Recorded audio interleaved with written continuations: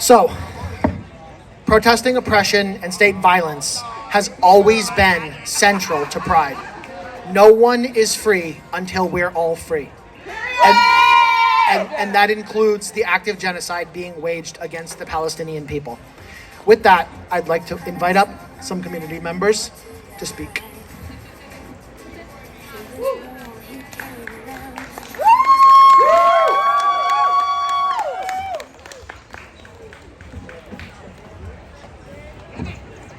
Everybody, if you support Palestine, I want you to come to the front of the stage right now. We have a banner for you to hold. We have chants. I want you to come on up, please. Come on, let's see it. Pride Month is not an excuse to ignore ongoing genocide. We will not allow pinkwashing, to allow the ignorance that everyone is perpetuating against the Palestinian genocide. Sorry, the mic's going out. Come on up. Come up to the stage for Palestine. Let's go.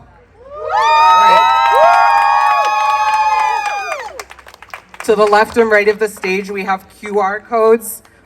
We have them for Care for Gaza, which is one of the mutual aid organizations that is actually able to get food into Gaza right now. Last night and yesterday, over 200 people were killed by Israelis who disguised themselves as aid trucks in a refugee camp. So please take a moment to scan that code, Care for Gaza. We also have the Palestinian Children's Relief Fund and GazaFunds.com, which will cycle you through many families' GoFundMes to help them in Palestine or to leave Palestine and reunite their families. We're very happy today to have our protest for Palestine. Like Alex said, our Pride has started off as a protest. It will always be a protest. And if you're doing activism, please center Palestinian voices in your activism. And today we have two wonderful queer Palestinian speakers and PSLRI who have joined us. Thank you guys. Peace, everybody. My name is Maya. I'm an organizer with the PSL Rhode Island. I just want to get us started with some energy. Make some noise if you've been to a Palestine action before. Let's go. For those of you who are familiar, this should be familiar to you. If you're not, just repeat after me. Free, free Palestine! Free, free Palestine! Free, free, free Palestine! Free, free, free Palestine! Free, free Palestine! Free, free Palestine! Free, free, free Palestine! Free, free, free Palestine! With that, I want to welcome up our first speaker, a queer Palestinian immigrant. Please welcome Danny. Hello, everyone, and thanks for having us here. My name is Danny, a queer Palestinian Lebanese first-generation immigrant here in Rhode Island. Thank you. To many, those identities would be in conflict. However, we're here to say that we're proud for all parts of ourselves, and we're proud to be here. My grandparents, like many Palestinians, were forcibly displaced from their homes in 1948 during the Nakba, or what is known as the catastrophe. My grandfather, at the age of 16, held at gunpoint, forced to remove all his belongings, his watch, his money, stripped of everything, was told if he was to even look back at what was once his home, he would be shot. Generations after, my family has sought safety, only to find none, moving from one place to one place, and constantly on the run in search for a safe home. I'm here today to talk about pinkwashing and what it means. We're witnessing right now Israel weaponizing queer identity in order to gain public support for their ongoing genocide in Gaza.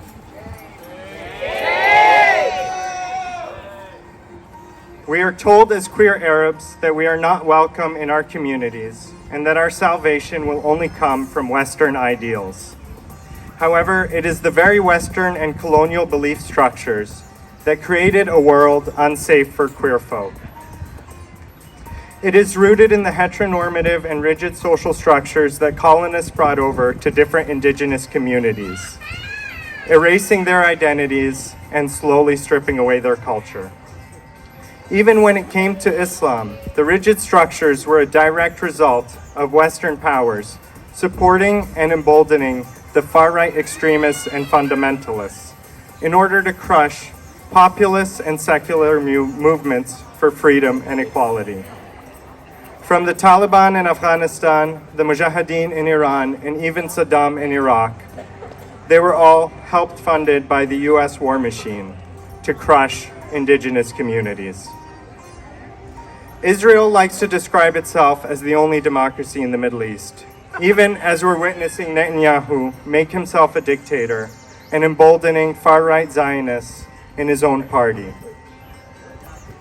We're told that Israel's the only safe space for queer Arabs, even while it upholds a system of apartheid that treats Arabs as different, and that still criminalizes homosexual marriage. The IDF itself routinely targets queer Arabs in Palestine and Lebanon. Disguising themselves in dating apps, they hold Palestinian and Arab identities hostage, threatening to out them to their families if they're not made informants for the IDF. Shame! However, we're taught to fear our own families and our families fear us. However, the greatest threat to queer Palestinians is the current genocide committed by the IDF, with the support of the United States and the politicians. The indiscriminate bombing campaign routinely targeting safe zones, hospitals, and schools, the forced starvation, and instead of condemning the violence, our politicians only vilify the resistance.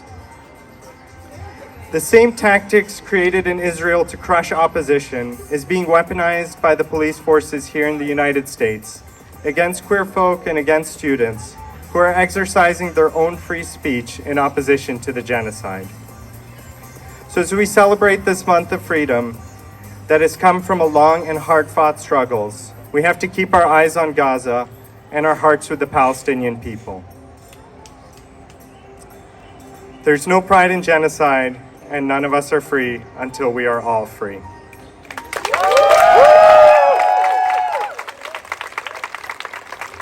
Give it up one more time for Danny.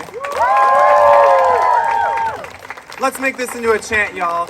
No pride in genocide! No pride in genocide! No pride in genocide! No pride in genocide! No pride in what? Genocide! No pride in what? Genocide! No pride in what? Genocide! No pride in what? Genocide! Our next speaker is a queer, trans-masculine Palestinian. Please welcome up Adrian to the mic. Hey,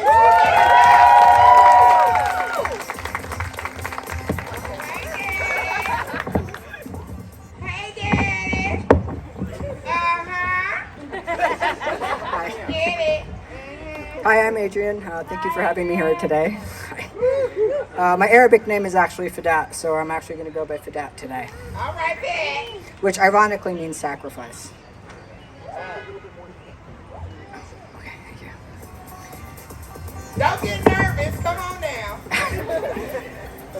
I'm actually new to Rhode Island. I moved here almost 2 years ago after living in Vermont for 14 years. Vermont is a very white state, in case you didn't know, and very rural like most of this country. And for years, I didn't feel safe going out anywhere over there. Always hyper aware of my surroundings, it was hard to feel accepted and to feel valid for being who I am. For years, I fought not only to exist and to survive, but to overcome hardship like many other queers. Hardship not just from society, but even more so on a personal level. Being disowned from one's family does things to a person, and I have struggled and continue to face that struggle at times, but I'm a survivor, a fighter that won't stop fighting. Being transmasculine and identifying as queer has always left me feeling unwanted by those around me. Up until October 7th, all I ever wanted was to feel like I belong, that I fit in simply for being queer. Celebrating Pride was something I've always wanted to do and to be a part of since I haven't really ever gotten to celebrate it. But now, Celebrating Pride feels extremely unimportant to me when those in Palestine are being killed mercilessly on a daily basis. I'm not just queer and trans, but I'm also fully Palestinian. A huge part of me I've denied for years because I lived in fear if I publicly acknowledged to anyone I'm Palestinian. And this was because a woman that I was at a cruise ship on came up to me and asked where I was from. And as soon as I told her I was Palestinian, she started yelling at the top of her lungs and for everyone to hear around me that I had a gun down in my room and that I was gonna blow everybody up, down in the boat. No. As I sat down to try and figure out what I wanted to say to you today, I struggled in so many different ways, and I considered backing out. Words don't come easily to me, but then I realized I would feel angry with myself because here I am having this freedom and choice of backing out, of speaking to you today while every day they're living in fear, not knowing if they're going to live to see another day or if they're going to make it through the night. They don't have a choice. In living that way, they don't have a choice in what's happening to them. So how can I let fear of speaking about them to everyone here today Let it out, overcome my desire and need to speak up for them? It's the same fear that has led me to lock this part of myself up for years, and I refuse to live in that fear any longer.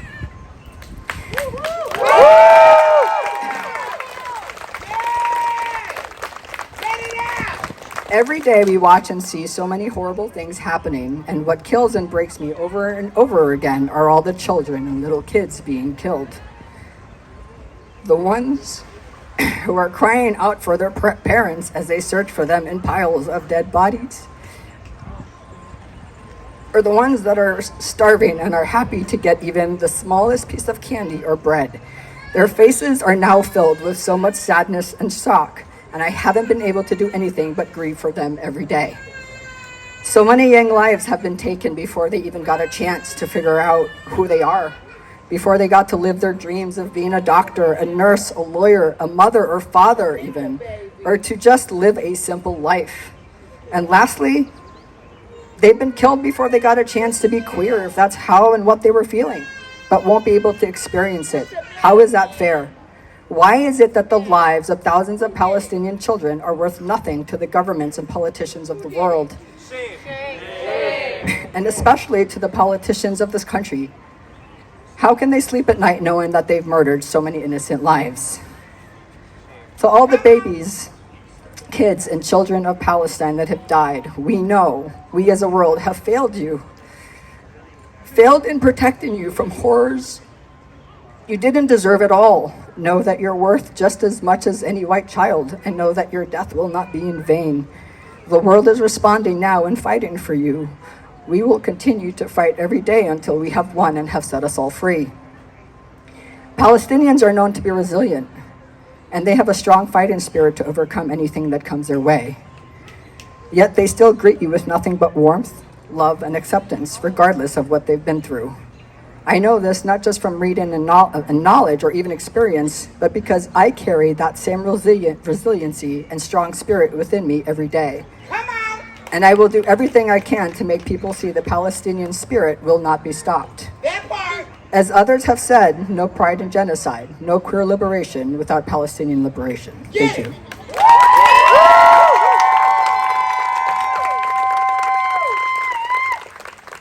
Please give it up one more time for Fidat. Money for healthcare and education. Not for war and occupation. Not for war and occupation. Money for healthcare and education. Money for healthcare and education. Not for war and occupation. Not for war and occupation. I'd like to welcome up our last speaker, who's a fellow organizer with the Party for Socialism and Liberation here in Rhode Island. Please give it up for Celestino. Thank you, everybody. Thank you. Hi, my name is Celestino. I'm an organizer for the Party for Socialism and Liberation here in Rhode Island. Hey, boo. I wanted to first say thank you so much to the organizers of this Pride and the people of Woonsocket for creating a space for a truly liberatory pride.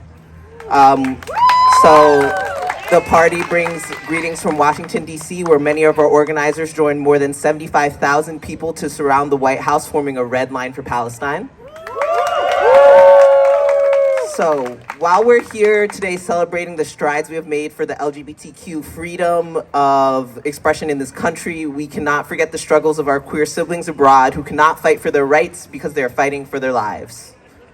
How can we celebrate Pride without remembering the thousands who have been martyred this past year?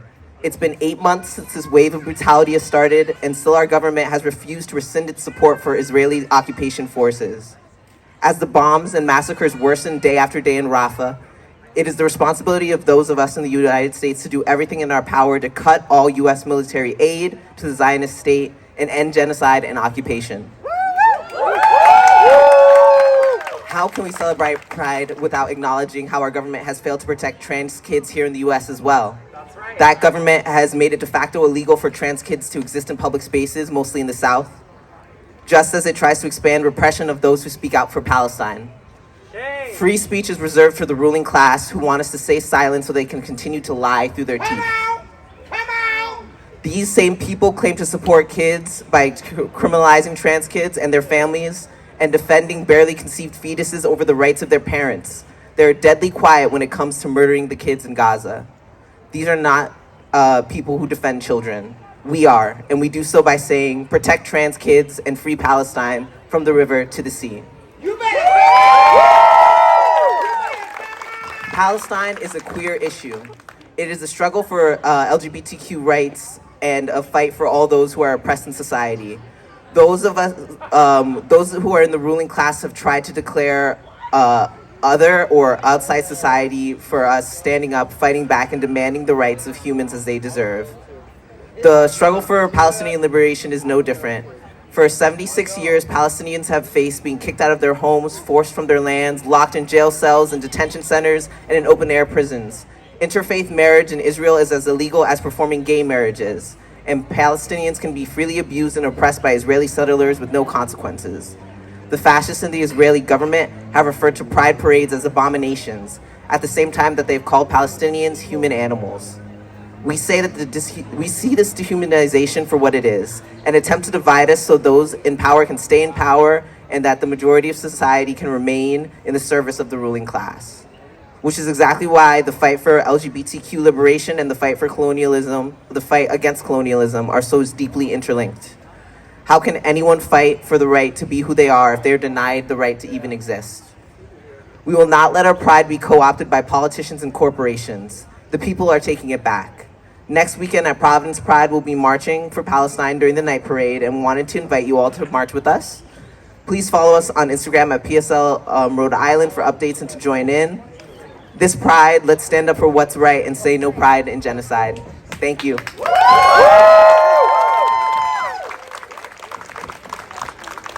Yes, queen! All right, y'all, we gonna get. Ooh, we closing out. Ooh. Whoa. We closing out.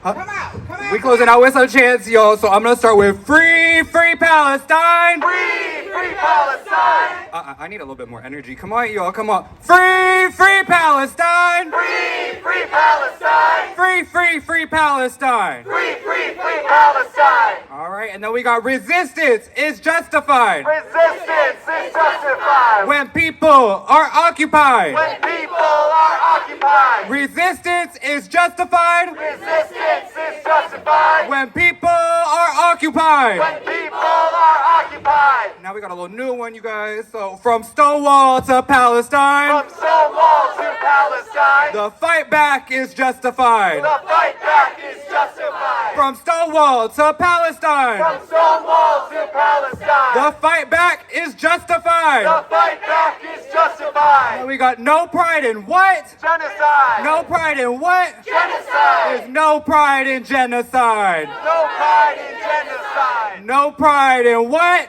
Genocide. No pride in what? Genocide. Period. Thank you so much, Woonsocket. And as usual, You better go in!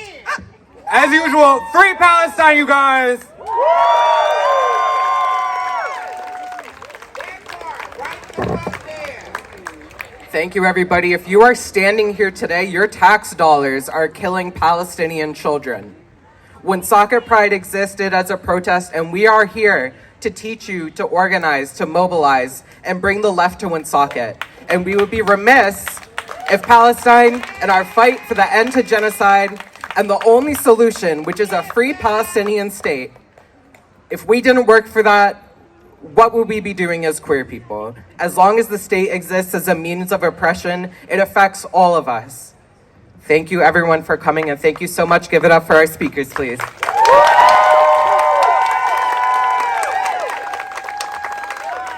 Free Palestine! Free Palestine! Free Palestine! Free Palestine! Free Palestine!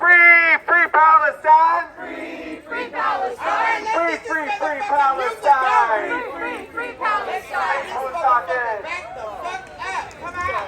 Thank you so much. That was so powerful.